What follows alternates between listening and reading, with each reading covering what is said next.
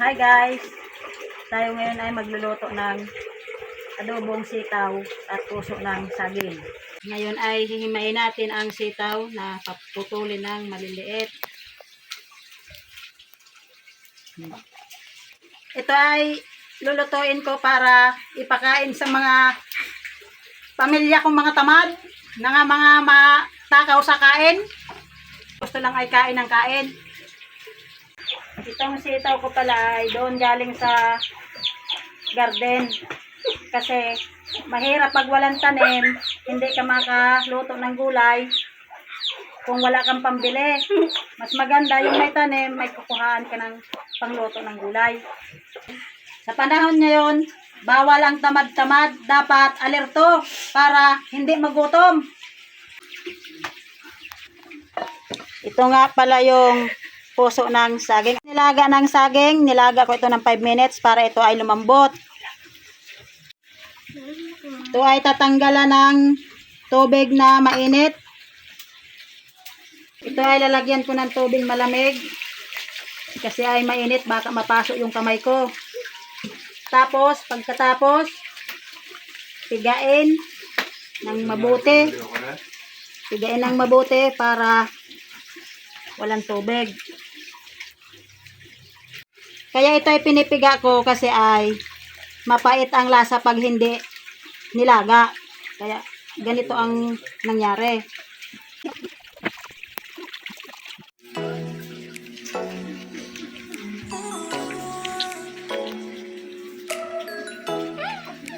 Init na yung kaldero, ilalagay ang mantika.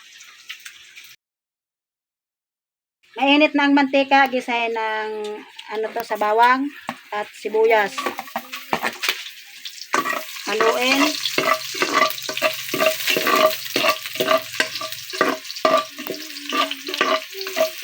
Tapos gisa, ihalo na itong puso ng saging.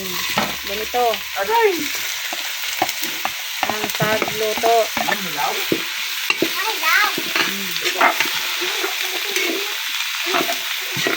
Naman ang sitaw.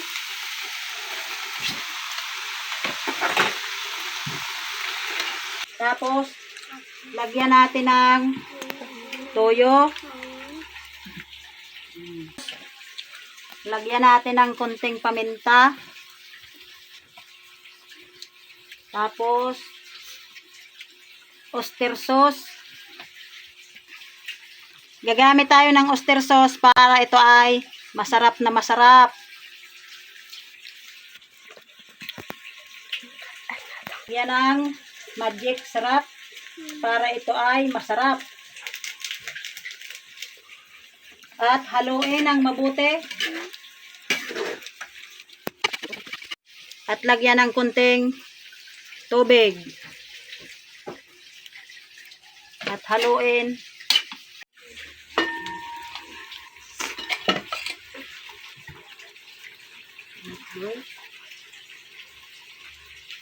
Haluin.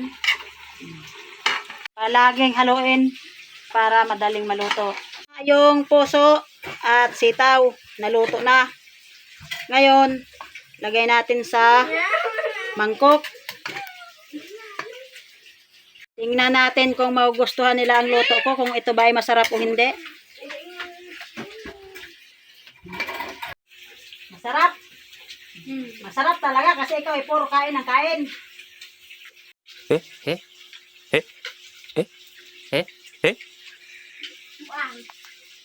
At hanggang dito na lang. At sa susunod ulit, sana magustuhan nyo ang aking video. Bye!